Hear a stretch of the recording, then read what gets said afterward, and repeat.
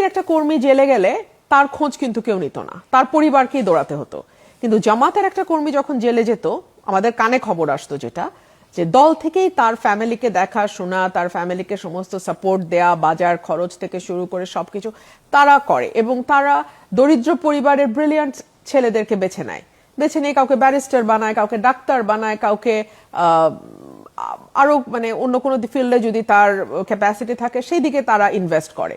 সেই কারণে আপনি দেখবেন যে মানে মুখ খুললে আপনি বুঝবেন যে মানে the background shows everywhere, but brilliance যদি তাদের থাকে, মেধা যদি থাকে, জামাত তাদেরকে ইয়ে করে, নার্চার করে।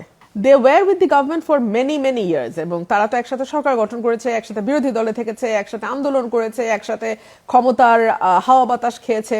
সো এখন তো তারা একসাথেই। কিন্তু মুশকিল হচ্ছে জামাত 77